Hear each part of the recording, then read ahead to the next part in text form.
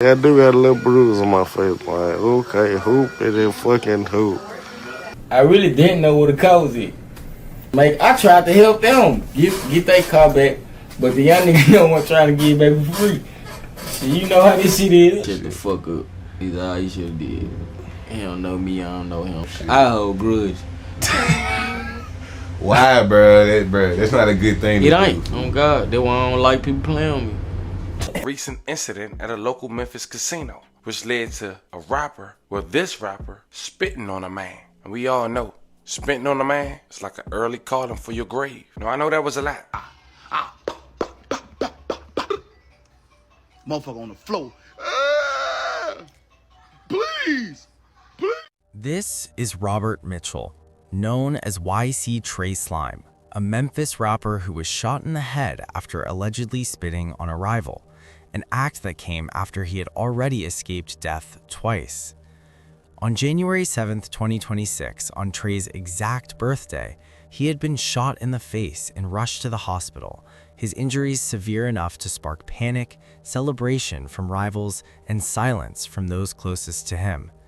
Not long before that, Trey had been moving through the city with confidence, fresh off surviving a shooting at his childhood apartment complex, distancing himself from a deadly robbery investigation, and brushing off a public confrontation where accusations of spitting on a rival had begun circulating online. But on this night, the tension didn't stay online, and the warning signs didn't come quietly. But before we get to the confrontation, we have to go back to where it all started. This is the life and repeated near death of YC Trey Slime. I swear to God, don't play with me. I'm gonna do the unbelievable to your ass. Be yourself. Oh God. They gon' hate either way it go. Don't be something you not, bro. Don't be something you know.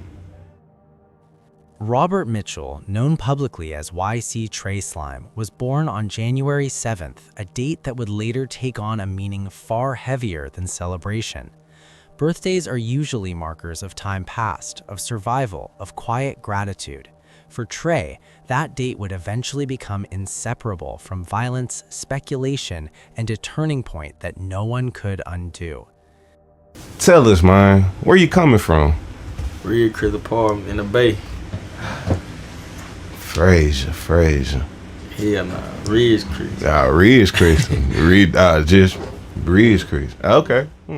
He grew up in Memphis, Tennessee, in and around the Ridgecrest Apartments, a neighborhood with a complicated reputation.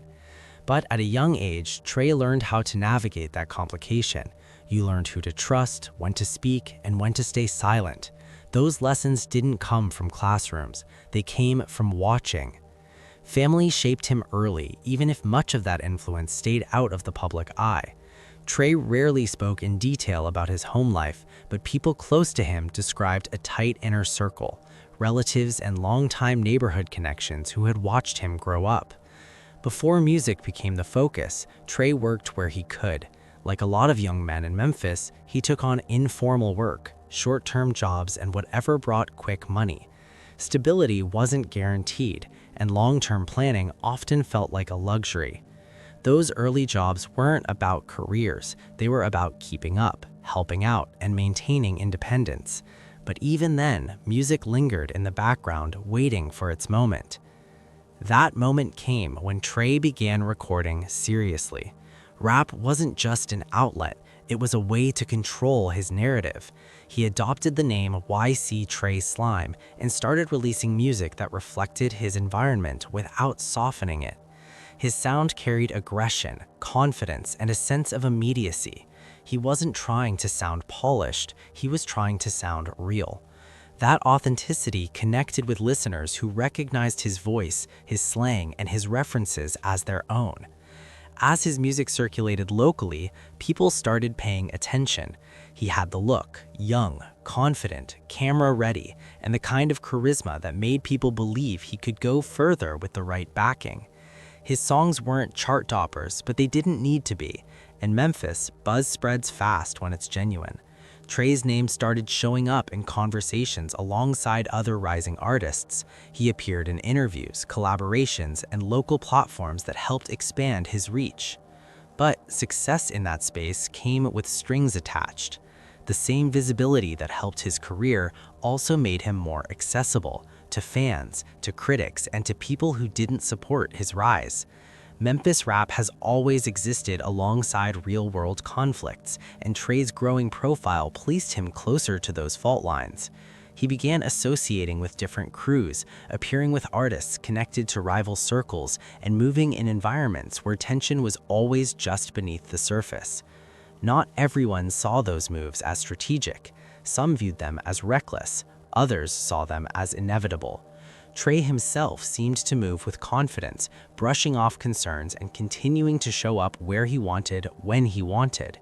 That attitude reinforced his image, but it also increased the risks around him.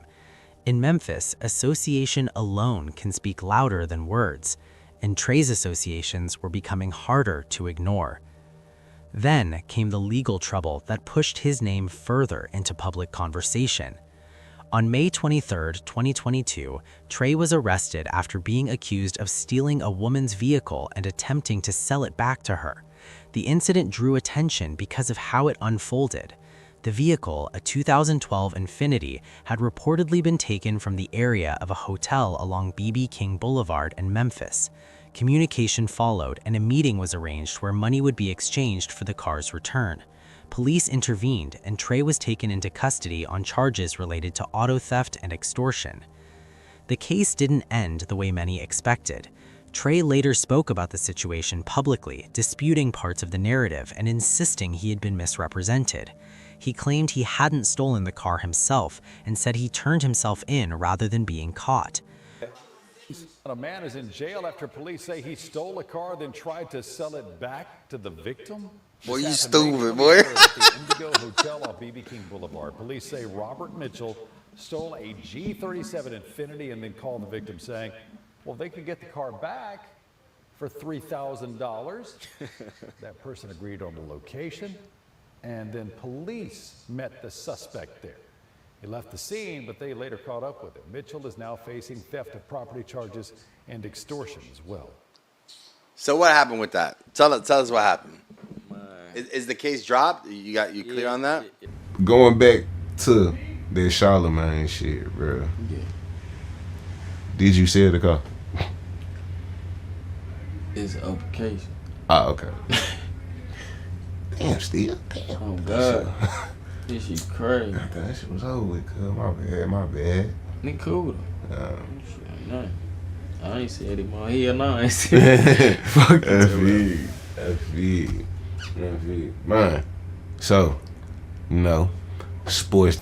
Yeah, I tried to help them get their car back, but the young nigga don't want trying to get it back for free.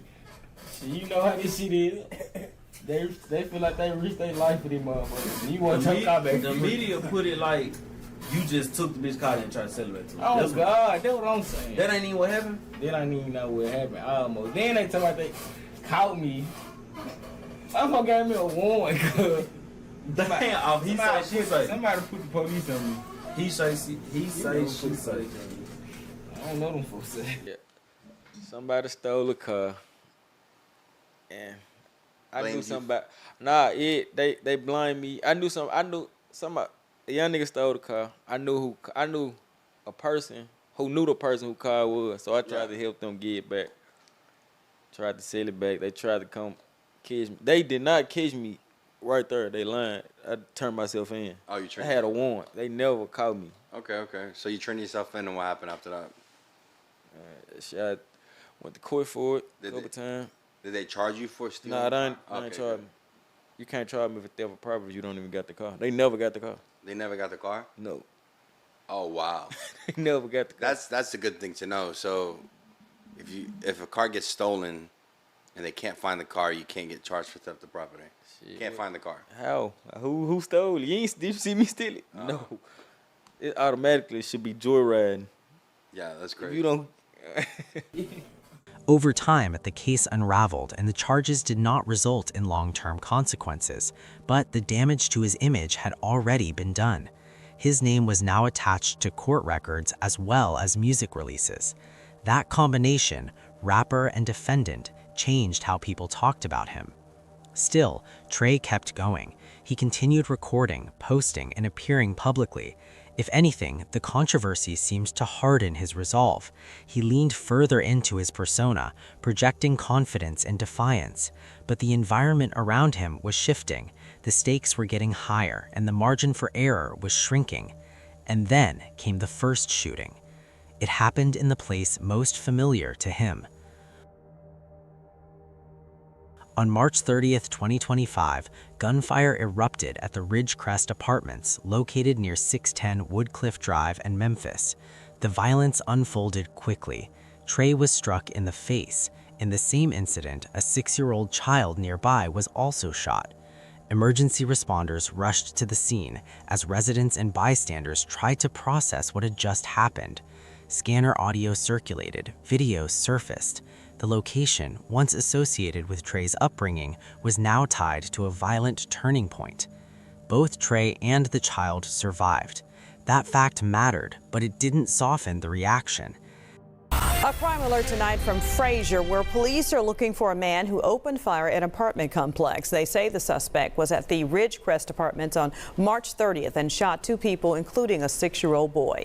Surveillance video from the scene shows the suspect talking to a man in a breezeway before he fired shots. 1 bullet went through the wall of an apartment, hitting the child. Both victims have recovered. It was the second shooting at the complex in just 2 days. If you know who this man is, call Crime Stoppers. The presence of a child changed the public response immediately. This wasn't framed as just another rapper caught in violence. It became a conversation about recklessness, proximity, and the consequences of unresolved conflicts. Videos circulated, scanner audio leaked, online commentary exploded. People debated responsibility, timing, and whether this outcome had been inevitable. For Trey, surviving didn't bring relief. It brought scrutiny. The shooting marked a clear shift in how he was perceived. His music, once the focus, now shared space with fear and speculation. People questioned his movements, his circle, and the dangers he seemed unable or unwilling to avoid. Every appearance, every post, every silence was analyzed. And yet, despite the warnings, despite the close call, the story wasn't finished. Because surviving the first incident didn't pull Trey away from the edge, it brought him closer to it. And as his name continued circulating through Memphis, through music, through rumors, and through unresolved tension, another chapter was already forming, one that would not end the same way. And at that point, no one realized just how much worse it was about to get. In the weeks following March 30th, 2025, Trey's name never fully left conversation in Memphis. Even when he wasn't visible, his presence lingered in the background of the city's ongoing tension. People watched where he went, who he appeared with, what spaces he returned to. And while some expected him to retreat after nearly losing his life, his movements suggested something else entirely. That expectation, whether fair or not, would soon collide with a far more serious development. Because on May 18th, 2025, another violent incident would pull Trey back into the center of public scrutiny, this time in a way that reshaped how authorities and the public viewed him altogether. It happened in Frazier.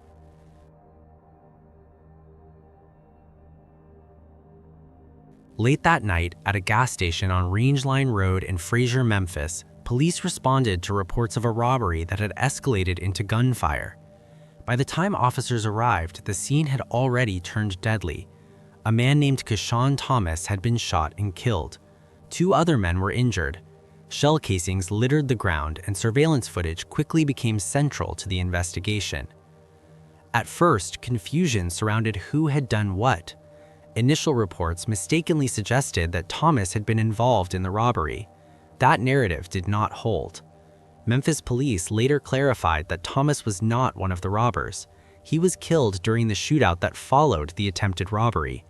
That distinction mattered because it reframed the event from a chaotic exchange to a robbery that spiraled out of control. And it was at this point that Trey's name surfaced again. According to police, the robbery victims told investigators they recognized the men who robbed them, not by aliases whispered on the street, but by music. They identified the suspects as local rappers whose songs they were familiar with. That information prompted Memphis Police's gang unit to step in. Soon after, authorities named Andre Scott, also known as Boo Two Guns, and Robert Mitchell, YNC Trey Slime, as suspects, along with a third individual who remained unidentified at the time. And we do have this breaking news. We're learning more and more about a robbery that led to a deadly shootout in Memphis. The victims told police they knew who those robbers were. They were a pair of self-described rappers. Well, Fox 13's Jeremy Pierre joining us from the Breaking News Center. JP, you just got an important clarification from Memphis police. What did they tell you? So, yeah, we got to unpack this right here. Earlier this morning, we told you that police said the man who was killed in the robbery turned shooting Keyshawn Thomas was one of the robbers. Well, Memphis police just told us he actually is not involved in the robbery. All right, he got killed in the shooting, however. The shootout happened last month in Frazier. Police say Andre Scott, known as rapper Boo Two Guns, and Robert Mitchell, known as YNC Trey Slime, robbed two men at gunpoint at a gas station on Rangeline Road, along with a third unknown suspect. That led to a shootout. That's where Thomas got killed in. Again, police say Thomas not involved in the robbery. Afterwards, the robbery victims told police that they knew the robbers because they are familiar with their music. The Memphis police gang unit identified them. Now Fox 13 is learning both men are familiar with the law here in Memphis. Police arrested Scott for attempted murder back in 2022. Earlier this year, police arrested him again after being caught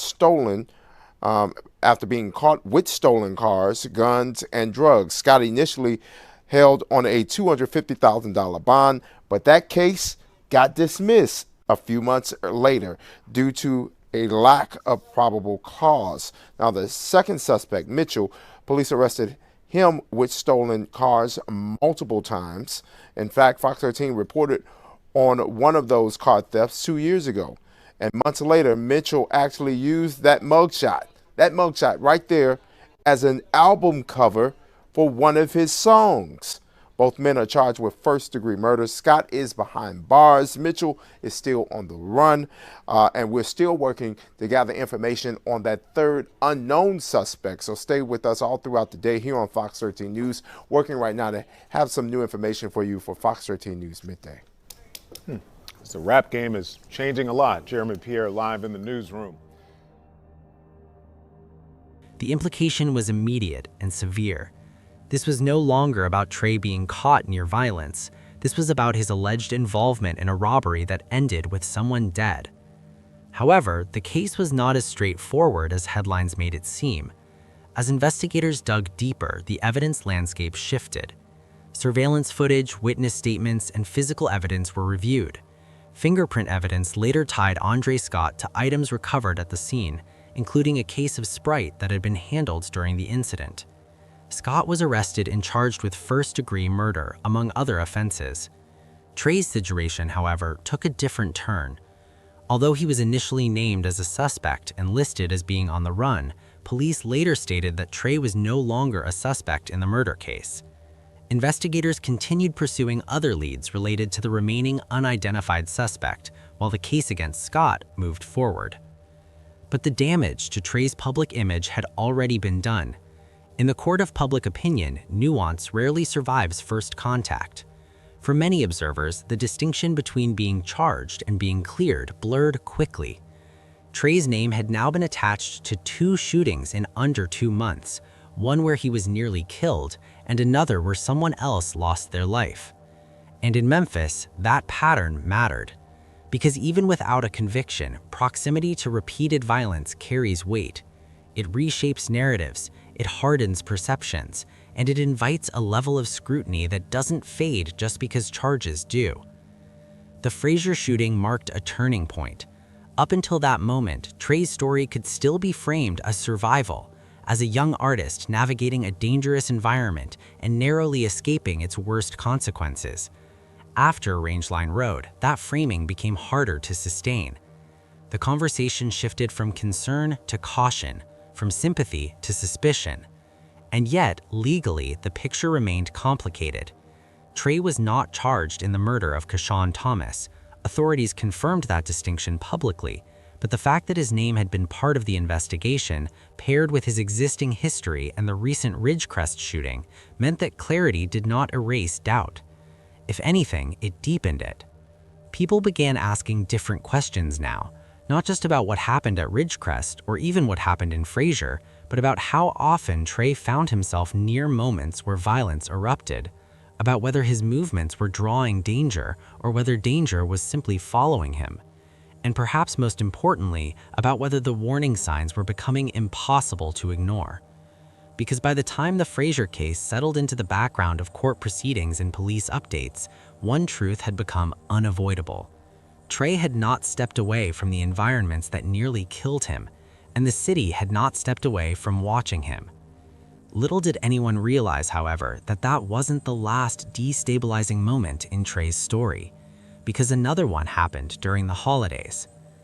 By late 2025, Trey was moving with a confidence that suggested he believed the worst was behind him. But one night, after leaving a local casino in the Memphis area, a confrontation took place. It wasn't a prolonged confrontation, and it didn't appear to be planned, but it escalated quickly enough that people nearby pulled out their phones almost immediately. Within hours, short clips and partial recordings began circulating online, showing only fragments of what had happened. Voices were raised, tensions were obvious, and the exchange turned into a public test of respect, one that would not stay confined to that moment. But there was one detail that overshadowed everything else. According to clips that circulated afterwards and the commentary that followed, the allegation was that Trey had spit during the confrontation. That single accusation quickly became the focal point of the entire encounter, not because of how long the moment lasted, but because of what it symbolized in the world he moved through. In that culture, certain gestures don't resolve disputes, they escalate them. Online reactions were immediate and divided. Some dismissed the claim as exaggerated posturing fueled by rivalry and selective footage, while others treated it as crossing a line that once made public could not be walked back. Still, nothing happened right away. Days passed, then weeks. December came and went without confirmed escalation. Memphis stayed loud, but no immediate fallout followed. For a moment, it seemed possible that the confrontation might dissolve into the background noise of city drama, absorbed and forgotten like so many others before it. But just when it felt like the tension might fade, January arrived. On January 7th, 2026, something terrible happened again. And the most devastating of it all was that it was Trey's birthday, a date that had always marked another year survived, another year endured.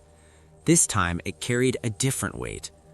On that day, rumors began spreading that something had happened to Trey. Not through police briefings, not through news alerts, through social media posts, some vague, some celebratory, some disturbingly confident. And that confidence was the first warning sign. The people speaking weren't friends, they weren't family. They were individuals who positioned themselves in opposition to him. That detail alone made the rumors harder to dismiss. At first, the information was scattered. Some claimed Trey had been shot. Others said he was dead. A few insisted it was fake, another rumor inflated by social media and old grudges. But the timing made everything feel different this time. If the rumors were true, the incident had happened on his birthday. The same date that once symbolized survival was now being tied again to violence. Hours passed without confirmation, then days. And in that silence, speculation hardened into obsession. Because unanswered questions don't stay quiet long. People asked what no one could answer. Where did it happen? Who was with him? Why did certain people seem to know so much so quickly? And most unsettling of all, how did anyone know anything at all? And just as the speculation peaked, something surfaced that changed the conversation entirely. A photo appeared online. It didn't come from family. It didn't come from a close friend. It surfaced through someone known for leaking information that never was meant to be public. The image showed a man lying in a hospital bed, his face swollen, visibly injured. Details in the photo, most notably a recognizable tattoo, removed any remaining doubt. The rumors were no longer rumors. It was Trey, alive but badly hurt, shot in the face again. And at that moment, the story shifted from speculation to reality. Shock spread quickly, followed by disbelief and then relief that he survived. But that relief was immediately tangled with suspicion, because the image raised a question no one wanted to ask out loud. Hospitals don't leak images. They don't allow moments like that to circulate freely. The existence of the photo suggested proximity. Someone close enough to be there had allowed it to escape. That realization unsettled even casual observers. Being shot was one kind of trauma. Having your most vulnerable moment broadcast to the world was another entirely. And in Memphis, betrayal carries its own consequences. As days passed, family members quietly confirmed that Trey had survived, but by then, the damage had been done. The image had already spread. The celebratory posts from enemies were still visible, and Trey himself remained silent, letting the narrative move without him. And that silence became its own statement. But no matter the silence, one thing is important. Trey was still alive. After the Ridgecrest shooting, after the birthday shooting, shot in the face twice within a relatively short span of time. In a city where survival isn't guaranteed, that reality demanded attention. Yeah, I do got a little bruise on my face, like, okay, hoop it and fucking hoop. What do you think about it? Let us know what you think in the comments below. And if you found this story intriguing, please like, share, and don't forget to subscribe for more stories like this.